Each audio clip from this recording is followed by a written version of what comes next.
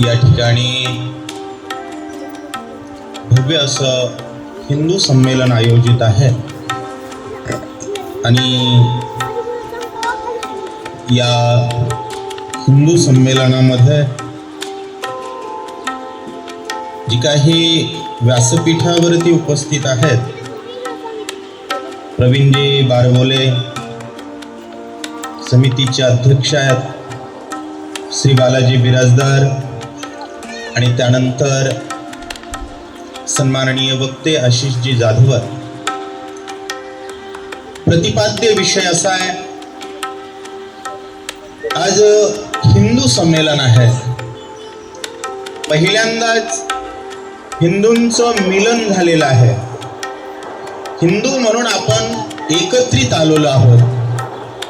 पहिली गोष्ट आहे, हिंदू कोण आहेत, हिंदू काय आहे, हिंदू म्हणजे कोणता असा विचार आहे, कोणता असा परिवार आहे, कोणती अशी जीवन पद्धती आहे, कोणती अशी विचारधारा आहे जी आज एकत्रित आलेली आहे आणि ती काय एकत्रित आलेली आहे। विश्व कल्याणाला समर्पित जीवन जगणं हे आपल्याला संतांनी शिकवलेलं आहे। वसुधैव कुटुंबकम, पृथ्वीलाच कुटुंब मानणारी विचारधारा म्हणजे हिंदू। विश्वाचं कल्याण करण्यासाठी स्वतःच्या जीवनामध्ये संकुचित विचाराचा त्याग करणारा वारसा ज्या संस्कृतीला लाभलेला आहे ती संस्कृती म्हणजे हिंदू। त्यागाचं प्रतीक भगवा ध्वज स्वतःच्या परिवाराचा संकुचित स्वार्थाचा त्याग करून विश्व कल्याणाचा विचार जपणारा समाज म्हणजे हिंदू। आणि तो समाज आज एकत्रित झालेला आहे, एकत्रित आलेला आहे। तो भविष्यामध्ये विश्व कल्याणाचा विचार वाढवण्यासाठी, जोपासण्यासाठी आपण या ठिकाणी एकत्रित आलेलो आहोत। आणि ज्या वेळेस आपण एकत्रित येतो, आज संघाला 100 वर्ष झालंय असं म्हटलं जातं। संघ म्हणजे कोण आहे? जगाच्या पाठीवर 2 शक्ती असतात, एक संघ शक्ती आणि दुसरी विघटनकारी शक्ती। विश्व कल्याणासाठी एकत्रित येणारा विचार म्हणजे संघ आहे आणि विश्वाचा विनाश करण्याची प्रवृत्ती म्हणजे विघटनकारी। ज्यावेळेस विश्वाचं कल्याण होणारा विचार मृत पावत असतो त्यावेळी विघटनकारी प्रवृत्ती त्याच्यावरती जगत असतात।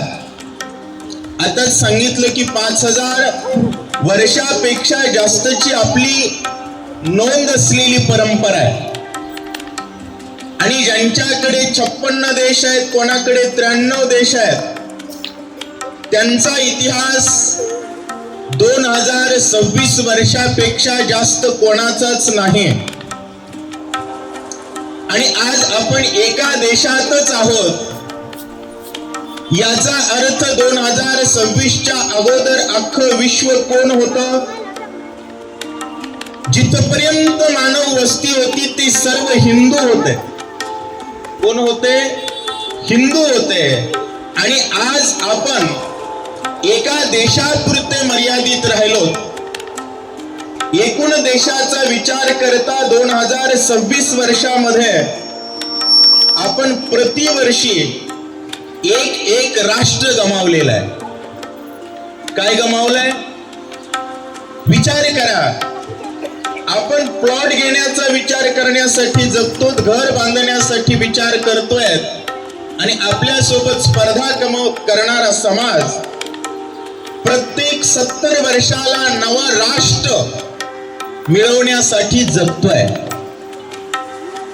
काय मिळवतोय तो? गेली 75 वर्षामध्ये 3 देश आपण गमावलेत।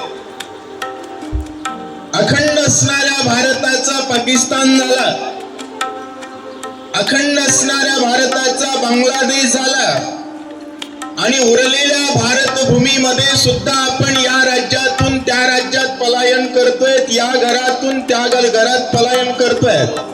लातूर शहरात सुद्धा आपण प्रत्येक गल्लीमध्ये प्लॉट घेऊन घर बांधण्याची धमक ठेवू शकत नाहीत. आपल्याला विचार करावा लागतो, आपण कुठं राहू, आपण कुठं सुरक्षित असू. ही स्थिती आपल्यावरती का आली? याचं एकच कारण आहे, आपण संतांनी आपल्याला काय शिकवलंय हे आपण विसरलो. आपल्याला साधू संतांनी राम आणि कृष्णाचा जप करायला शिकवलं. जप करणं म्हणजे त्यांचा वारसा जगणं. राम म्हणजे कोण आहे, कृष्ण म्हणजे कोण आहे? राम म्हणजे तो पुरुषार्थ आहे.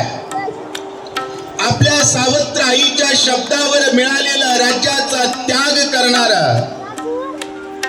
आणि वनामध्ये झोपडीत राहून सुद्धा आपल्या कुटुंबाचा स्वाभिमान जपणारा, सोन्याच्या देशाचा राजा रावण ज्या दिवशी झोपडीतल्या कुटुंबाकडे वाकडी नजर करतो, त्या दिवशी सोन्याच्या सिंहासनावरचा रावण घरात जाऊन त्याच्या देशासहित त्याचा वंश उद्ध्वस्त करण्याचं शौर्य म्हणजे राम. एका द्रौपदीच्या वस्त्राकडे वाकडी नजर करणाऱ्या कौरवाचा वंश ज्यानं राख केले त्याचं नाव आहे कृष्ण. आणि या राम आणि कृष्णाला आपण धर्माची मूर्ती मानतो. आणि यांच्या वारशाचा विचार म्हणजेच स्वधर्माचा सूर्य. आणि हा स्वधर्माचा सूर्य जर विश्वानं पाहिला तर माऊली म्हणतात, विश्व स्वधर्म सूर्य पाहो, जो जे वांछील तो ते लाभो प्राणी जात. प्रत्येकाला जे पाहिजे ते मिळेल, पण केव्हा मिळेल? स्वधर्म सुरक्षित असेल तर. ज्यावेळी आपला स्वधर्म सुरक्षित असणार नाही, त्यावेळी संत ज्ञानेश्वर महाराज ज्ञानेश्वरीच्या 3ऱ्या अध्यायात लिहितात, तैसा स्वधर्म जरी लोपला तरी सर्व सुखाचा थारा मोडला, जैसा दीपासवे हरपला प्रकाशू जाय. मायबाप, जगाच्या पाठीवर आपल्याला जेवढं सुख मिळतं, जेवढं सुख मिळण्याची शक्यता आहे, या सर्व सुखाचा आधार आपला धर्म आहे. आज या लातूर मध्ये आमचं स्वागत केलं जातं, जवळ बोलवलं जातं, त्याचं कारण काय? धर्म आहे. 12 वाजता रस्त्यानं आपली रात्रीच्या मुलगी घरी व्यवस्थित येते, याचं कारण काय? धर्म आहे. तुम्हाला तुमची नोकरी सुरक्षित आहे वाटतं, त्याचं कारण काय? क्लास 1 नोकरदार जरी असेल तर भारतात हिंदू आहेत म्हणून त्याला ती नोकरी मिळाली आहे. हिंदू आहेत बहुसंख्य म्हणून तो ती नोकरी करू शकतोय. आपलं शेत शेतात व्यवस्थित आहे, याचं कारण भारतात हिंदू आहे म्हणून. आणि जर हिंदू कमी झाला तर काय होतं हे पाकिस्तान मध्ये असलेल्या हिंदूला विचारा. का त्याला नोकरी आहे का? त्याला मतदानाचा अधिकार आहे का? त्याला त्याचं दुःख मांडण्याची व्यवस्था आहे का? त्याला त्याच्या सुखाचा कुठला आधार आहे का? याचं कारण काय? बुडत असलेल्या धर्माकडे आपण दुर्लक्ष केलं आणि ज्या ज्या वेळी धर्म असुरक्षित होतो, धर्म नष्ट होतो, त्या वेळी माऊली सांगतात तिथं काय होतं? तैसी त्रिभुवनीची दुःखे आणि नानाविध पातके, दैन्य जात तिथुके तेथेची वसे. आज पाकिस्तानचा हिंदू बघितला तर त्याचं किती भारी वाटतं फोटो. किती दारिद्र्य आहे, किती दारिद्र्य आहे. आणि तुमच्या डोक्यात असं बसलंय पाकिस्तान म्हणजे वेगळा देश होता. नाही, तो भारतच होता. फक्त तिथून धर्म कमी झाला. काय कमी झाला? धर्म कमी झाला. हा धर्म डोक्यामध्ये ठेवून विचार करणारा समाज पाहिजे. आज आपण विचार करा ना, आपण कशापुरते मर्यादित झालो. प्रत्येक जण विचार कोणता करतोय, माझी पत्नी, माझी लेकरं. आईची शपथ घेऊन खरं सांगा, तुम्ही तुमच्या लेकरावर प्रेम करतात का प्रेम करण्याचं सोंग करतात? माझा मुलगा भविष्यामध्ये या भारत भूमीवर नांदण्यासाठी योग्य भूमी आहे का? त्या भूमीवर कोणी आक्रमण करणारी प्रवृत्ती या भारतात बलावतीये का? त्या प्रवृत्तीला पर्याय देणारा सक्षम समाज निर्माण करण्यामध्ये मी माझं योगदान देतोय का? कधीतरी स्वतःला प्रश्न विचारा. आणि त्या प्रश्नाची उत्तर जर नाही मध्ये येत असतील तर माऊली सांगतात, जैसे गळा असतन अजेचे तैसे जियाले पण देख तयाचे, जया अनुष्ठान स्वधर्माचे घडेची ना. जशा प्रकारे शेळीच्या गळ्यामध्ये एक स्तन असतं, परंतु त्या स्तनाचं दूध निघत, तसं मोठी माणसं आहेत, परंतु धर्म कार्य म्हटलं की त्यांना त्या ठिकाणी दुखणं यायला सुरुवात होते. त्या जगण्याचा अर्थ नाही आहे. आणि अशी माणसं स्वतः आपण कमाई करतोय त्या संभ्रमात जगतात. वास्तविक त्यांची मुलगी घरी व्यवस्थित येईल का? लाडानं बाप स्वतःच्या मुलीला परी म्हणतो, परंतु या परीच्या नरड्यावर सुरी फिरवणाऱ्या प्रवृत्तीपासून सावध राहण्याची शिक्षण आपल्या मुलीला देत नाही. तो बाप नाहीये. लक्षात घ्या, बाप होण्याचं कर्तव्य निभवा आणि मग आपल्या लाडाच्या मुलीला परी म्हणा.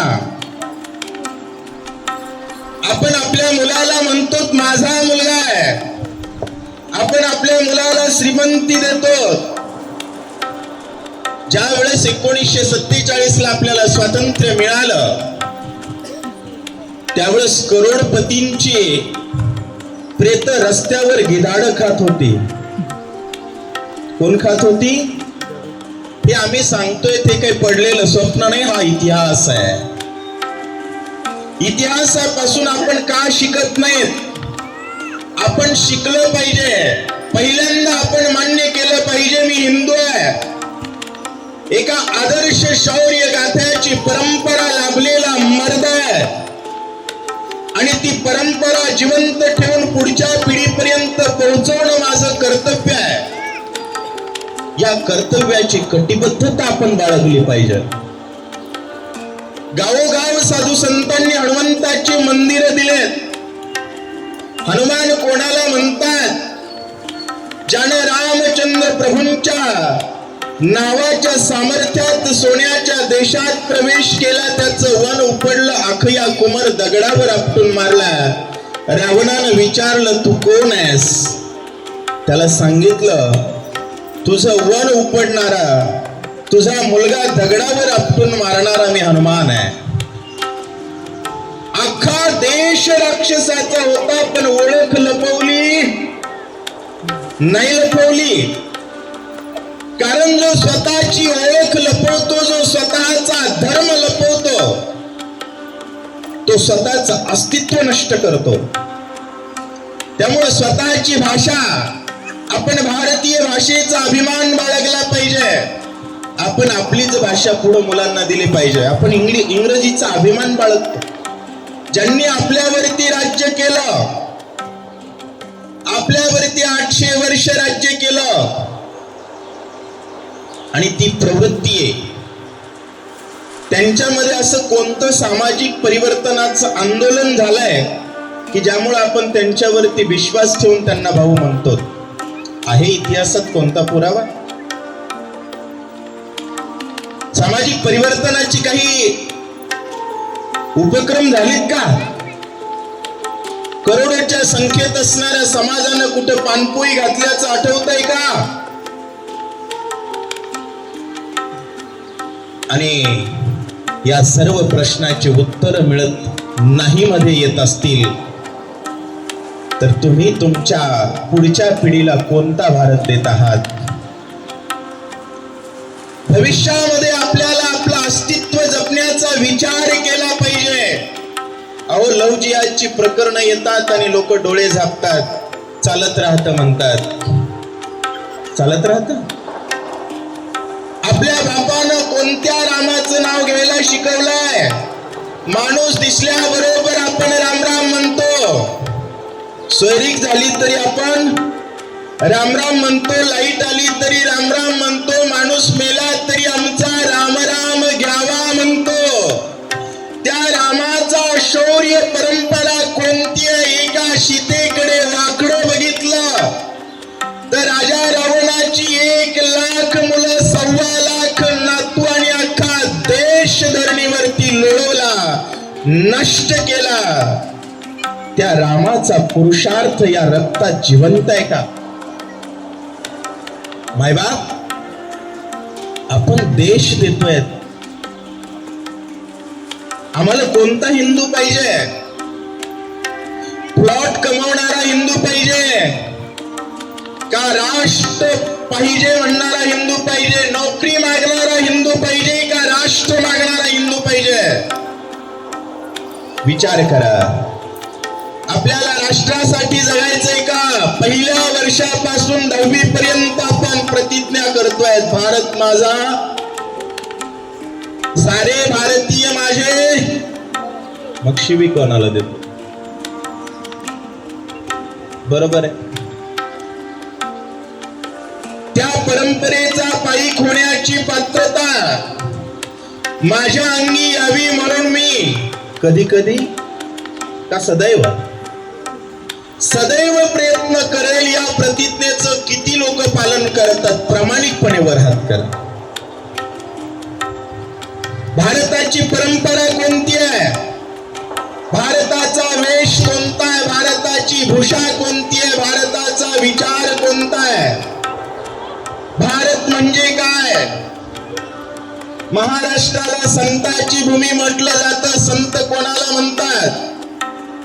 होय, भारतात भजन लिहिणाऱ्याला महात्मा म्हणतो का भजनात भेसळ करणाऱ्याला?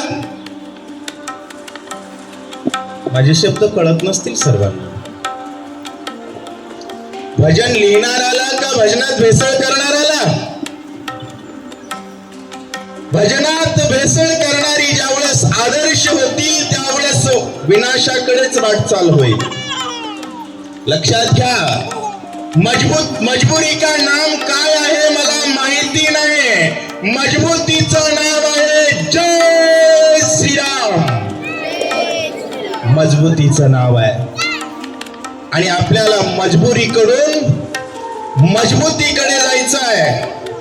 लक्षात घ्या मायबाप. जगत असताना आज लवजियाचे प्रकरण वाढत आहेत. राजा रावण, संत एकनाथ महाराजांनी याबद्दल भावार्थ रामायणामध्ये लिखाण केलेलं आहे. कारण आपल्या डोक्यात काय असतं माहितीये का? असं घडतं का? असं कुठं असतं का? असं होऊ शकतं का? कारण जैसी ज्याची अंतर्व्रते ते जगा तैसेची देखते. प्रत्येकाला वाटतं जग आपल्यासारखं आहे.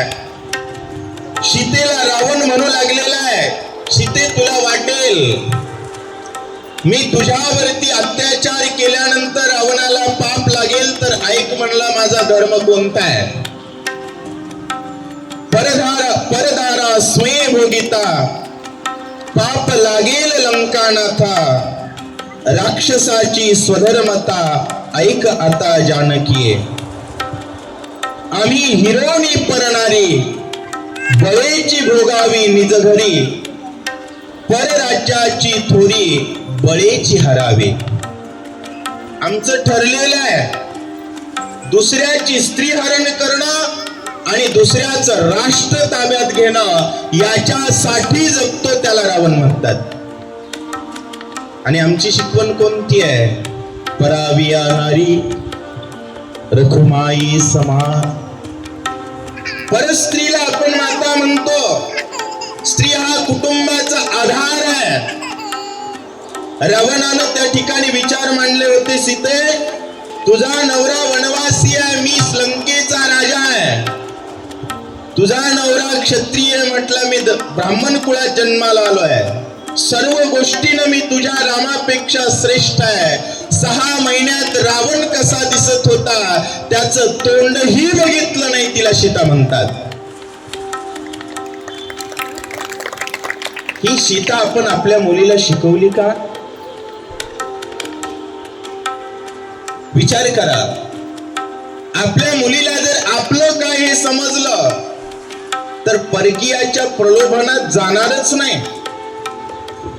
स्वतःचा धर्म काय हे जोपर्यंत आपल्या लेकरांना कळणार नाही, राम कोण आहेत, कृष्ण कोण आहेत, हनुमान कोण आहेत, महादेव कोण आहे, हे जोपर्यंत आपल्या लेकरांना कळणार नाही, जगामध्ये सर्वात सामर्थ्याची परंपरा लाभलेला धर्म म्हणजे हिंदू आहे. अरे आपण कोणत्या राजाला आपला राजा म्हणतो? सुभेदाराची सून आणल्यानंतर त्या सुंदर दिसणाऱ्या तेजस्वी महिलेला म्हणतात, तुमच्यासारख्या आमच्या आई साहेब असत्या तर आम्ही किती सुंदर असतो. शत्रूच्या स्त्रीला सुद्धा मातृत्वाचा दर्जा देणाऱ्याला आम्ही राजा म्हणतो. आणि जे केवळ आमच्या माता मौल्यांना नाचवण्यासाठी धन जमा करतात, नाचवण्यासाठी पैसा पुरवतात, एवढंच नाही, आमच्या बहिणींच्या किमती जर स्वतंत्र भारतात ठरत असतील, 80% असताना जर आमच्या महिलांच्या, हे सत्य आहे बरं का, वस्तुस्थिती आहे. स्वातंत्र्य असताना जर आपली ही स्थिती आहे, 80% असताना जर आपली ही स्थिती आहे, तर टक्केवारी कमी झाल्यास काय होईल? का विचार नाहीत करत? तुम्ही झोपलात म्हणजे सूर्य मावळला, कोंबडं झापलं म्हणून उगवायचं राहणार आहे? कधी सावध होणार आहे? 15,000 स्त्रिया चित्तोडगडामध्ये जोहारी करतात, अग्नीच्या आगीमध्ये स्वतःला जाळून घेतात, राख करतात. का?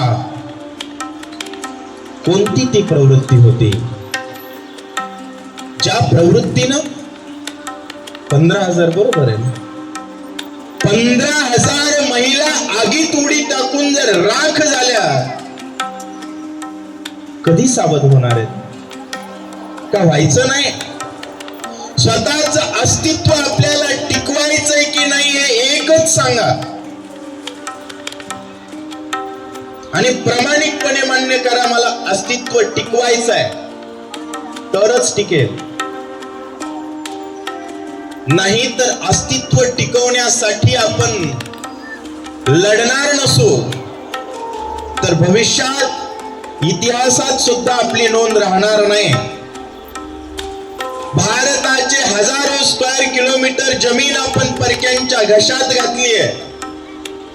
आजही प्रत्येक शहराचा मोठा भाग परकीय संस्कृतीच्या आधिपत्याखाली आहे.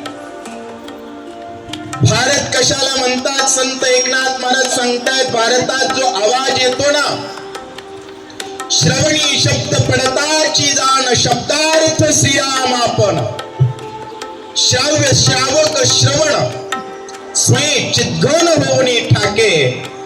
निघालेला आवाज राम असला पाहिजे, झालेला स्पर्श राम असला पाहिजे, डोळ्यानं दिसणार दर्शन रामासी एकरूप असलं पाहिजे. राम ज्याच्या रगरगात आहे त्या राष्ट्राला भारत म्हणतात. रामाच्या भक्तीत रत असणार राष्ट्र भारत आहे. हे भारत जिवंत ठेवणं आपलं कर्तव्य आहे मायबाप.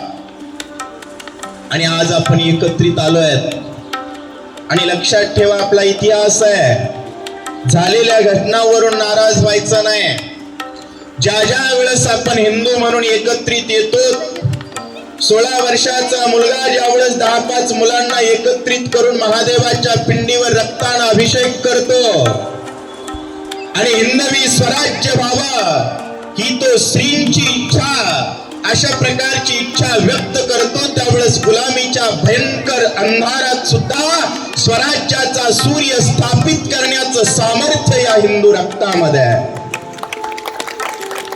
आज स्वतंत्र देशात आहेत आपण. प्रत्येक गोष्टीनं स्वातंत्र्य असलं पाहिजे. आपलं घर बघितल्या बघितल्या हे भारतीय संस्कृती राहणारं घर आहे हे बाहेरून दिसलं पाहिजे. मंगल भवन दिसलं पाहिजे आणि या घरात अमंगलाचं हरण होत आहे हे घर बघितल्या बघितल्या दिसलं पाहिजे. चौकाचं नाव भारतीय संस्कृतीशी अनुरूप आहे का याचा विचार गल्लीत राहणाऱ्यांच्या मनात जिवंत पाहिजे. शहराच्या चारी बाजूनं कोंबड्याची पंख आणि बकऱ्याची खूर दिसतात. भारत आहे कधी कळणार आहे आपल्याला? व्यक्ती बाहेर आल्याबरोबर कपाळाचा गंध आणि केलेला रामराम याच्यातून कळतं भारत आहे. भारताचं धर्म परिवर्तन होत आहे. भारताचं भौगोलिक धर्म परिवर्तन होत आहे. भारताचं व्यक्तिगत धर्म परिवर्तन होत आहे. भारत राष्ट्र नष्ट करण्याची मोठ्या प्रमाणात षडयंत्र सुरू आहेत आणि ही षडयंत्र जर हाणून पाडायची असतील तर अगोदर ठाम करा भारत माझा, भारत माझा आहे. कारण पुरुषार्थ लागतो देव, देश आणि धर्म माझा आहे म्हणण्यासाठी. 2 रूम, 1 बायको आणि 2 मुलं याच्यामध्ये मदमस्त जर करोडपती राहत असतील आणि सार्वजनिक जीवनाचा राष्ट्र म्हणून विचार करत नसतील तर हे भयंकर मोठं अज्ञान आहे.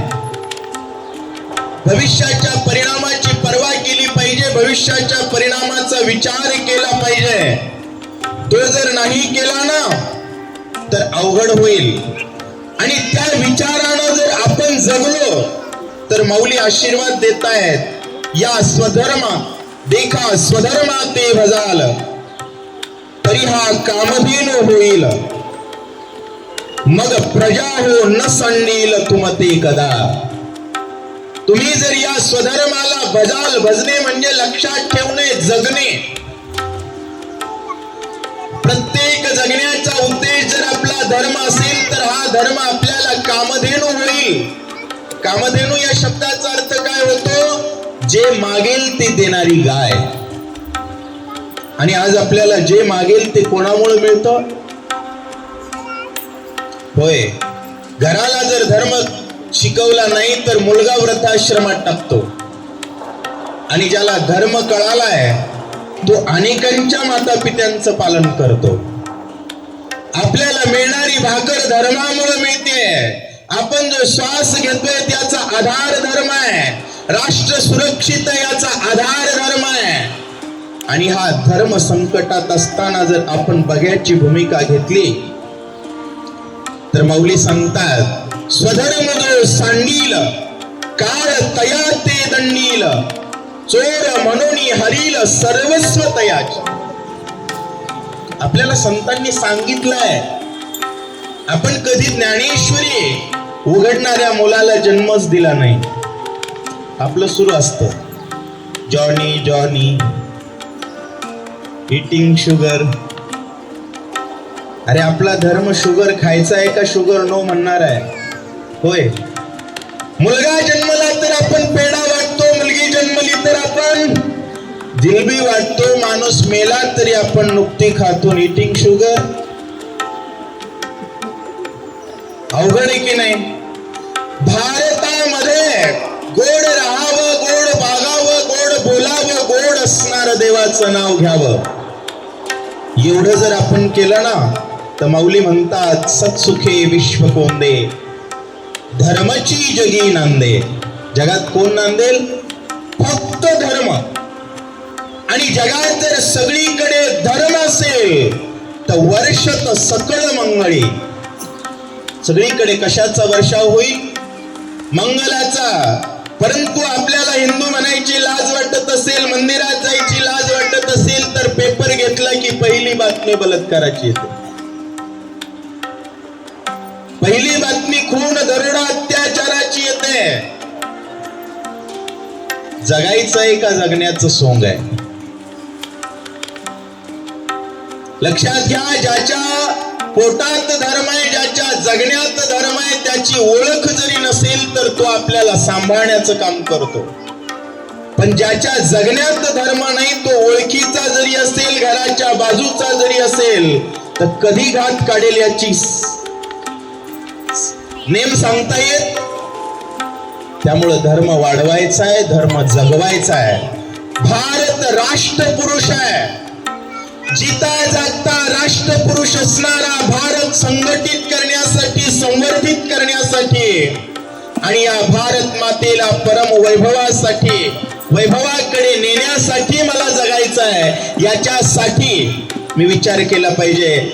संत ज्ञानेश्वर महाराज म्हणतात, अवघाची संसार सुखाचा करील. आणि आपल्या घरातली 5 माणसं सुखी नाहीत. आपली आजी जेवली का आपण विचारत नाही, आपल्या बापाला काय आवडतं आपण विचारत नाही. प्रत्येक जण ज्याच्या त्याच्या मस्तीमध्ये आहे. हे बरं नाही. कुटुंबाचं प्रबोधन झालं पाहिजे. एक मुलगी ज्यावेळेस धर्म परिवर्तन करते ना, त्यावेळेस तिच्या पोटी जन्माला येणारी मुलं,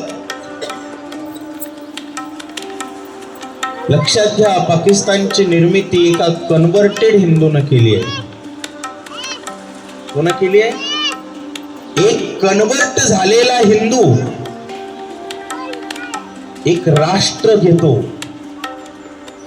त्यामुळे मायबाप, देव विसरू नका, देश गमावू नका आणि धर्म बदलू नका. कारण आपल्याला देव पुरुषार्थ शिकवतो, देश सुरक्षा पोहोचवतो आणि राष्ट्र धर्म पुरुषार्थानं जगण्याचं प्रशिक्षण देतो. कोणाही नाही दुर्दशा, कोणी नवतीहीन मानसा, श्रीराम भजने उल्हासा, सावकाश नंदती. आपल्याला शांत राहायचं असेल, विश्व सुखी करायचं असेल, तर आपण कोण आहोत हे आधी स्वीकारा. आपण कोणाचे आहोत याचा स्वीकार करा. आपण हिंदू आहोत, आपण रामकृष्णाचे आहोत. छत्रपती शिवाजी महाराजांचं रक्त या रगरगात वाहत आहे. 40 दिवस अनन्वित अत्याचार केल्यानंतर सुद्धा धर्म परिवर्तनाचा शब्द ज्याच्या ओठावर आला नाही, जी जीभ कापली गेली, परंतु हिंदुत्व जिनं सोडलं नाही, ज्या डोळ्यात सळ्या खुपसल्या तरी रामाशिवाय दुसरा देव बघितला नाही, त्या छत्रपती संभाजी महाराजांचा आदर्श विचार आपल्या या रक्तात पाहिजे. तो जगला पाहिजे. तो जगला ना तर भगवंताच्या नामस्मरणाचा परिणाम आहे. मायबाप, या विश्वावर सर्व गोष्टी मागलत्या होतील. माऊलींनी सांगितलं, प्रत्येकाच्या अंतकरणात जर स्वधर्माचा सूर्य असेल तर चंद्र मेघे अलांछन, लांछन असलेला चंद्र सुद्धा आकाशात राहणार नाही. ताप देणारा सूर्य सुद्धा मार्तंड जे तापहीन, सगळीकडे किंबहुना सर्व सुखी, पूर्ण होनी तिन्ही लोकी. पण याचं सूत्र आहे, भजिजो आदि पुरुषी. आदि पुरुष असणाऱ्या मर्यादा पुरुषोत्तम भगवान प्रभू रामचंद्रांना आपण लक्षात ठेवलं पाहिजे. त्याग राज्याचा केला, पण पत्नीकडे वाकडं बघणारा रावण मात्र. होय, आपण चित्रपट बघतो, आमची मुलं प्रेम कहाणी चित्रपटातून शिकतात. रामायण ही प्रेम कहाणी आहे. केवढी मोठी प्रेम कहाणी आहे. जगाच्या पाठीवर असा एकही पुरुष नाही ज्यानं आपल्या पत्नीसाठी या देशातून त्या देशात गेला, समुद्रावरून पाण्यावर दगड तारून दुसऱ्या देशात प्रवेश करून ते राष्ट्र उद्ध्वस्त केलं. याला म्हणतात प्रेम. नाहीतर मोठी बुलेट गाडी, वाढलेल्या झिंज्या, सुपारी खाऊन नाचलेली छाती, आणि ते म्हणणार मी प्रेम करतो. काय करणार? त्याला रात्रीच्या 6 वाजता 3 जण धरून आणतात. ही म्हणते ते त्याच्यावर माझं प्रेम आहे. प्रेम पुरुषावर केलं जातं ज्याच्यात पुरुषार्थ आहे. ज्याच्याकडे पुरुषार्थ आहे त्याच्याशीच प्रेम केलं जातं. आणि हिंदूंच्या मुलांना सांगतो, मुलांनो, आज तुमची लग्न होईना झालेत. मोरल्या सुरल्या मुली इतर धर्मीय पळवत आहेत. प्रॉब्लेम नेमका काय? राग येईल तुम्हाला माझ्या बोलण्याचा, पण लक्षात ठेवा, जो समाज आपलं स्वत्व गमावून बसतो, जो समाज आपल्या धर्माला प्राधान्य देत नाही, ज्या समाजाच्या धर्मस्थळावर गर्दी जमत नाही, तो समाज रस्त्यावर मार खात असतो. त्याच्याकडे मुलगी आकर्षित होत नाही, कारण स्त्रीचा नैसर्गिक स्वभाव आहे पुरुषार्थाकडे आकर्षित. बजरंग बलीचे भक्त बनणं, प्रभू रामचंद्राचं नामस्मरण करणं आणि एक आदर्श युवकाचं जगणं कसं असावं, हे जर पुरुष जर चारित्र्य संपन्न असेल. आमची मुलं मंदिरात नाहीत, मदिरालयात जात आहेत. दुर्दैव आहे. संध्याकाळी मुलं कुठे जात आहेत? आणि या सगळ्याचा परिणाम म्हणून आपण राष्ट्र गमावून बसत आहोत. राष्ट्र. आपल्याला बलशाली भारत पाहिजे, विश्वात भारत शोभला पाहिजे, माझ्या प्रत्येकाच्या जगण्यात भारत आला पाहिजे. लक्षात ठेवा, जी युवक आपला धर्म सांगायला लाजत नाहीत, त्या युवकाला पुरुषार्थी म्हटलं जातं. आणि आमची मुलं कपाळावर गंध लावत नाहीत. आमची मुलं देवाचं नाव घ्यायला लाज वाटते. आमची मुलं नको त्या फॅशन मध्ये जातात. परिणामी परिस्थिती काय? मला एकच सांगायचंय, आशीर्वचन म्हणून या ठिकाणी बोलावलंय ना, आपण आत्मपरीक्षण केलं पाहिजे. आपल्याला कोणत्या दिशेनं जायचंय? आपला धर्मध्वज भगवा आहे. या भगव्याचा अर्थ होतो मला व्यक्तिगत जीवनाचा त्याग करून राष्ट्र उत्कर्षामध्ये सहयोग द्यायचा आहे. आणि हे जर सर्वांनी दिलं, हा विचार जर प्रत्येकानं जपला ना, तर ज्याला जे पाहिजे त्याला ते सर्व गोष्टी मिळतील. आणि सगळीकडे जर भारताला मानणारा विचार असेल ना, तर तुमच्या हातावर परडी जरी असेल तर त्या परडीत आलेलं धान्य तुमच्या 7 पिढ्यांना सरणार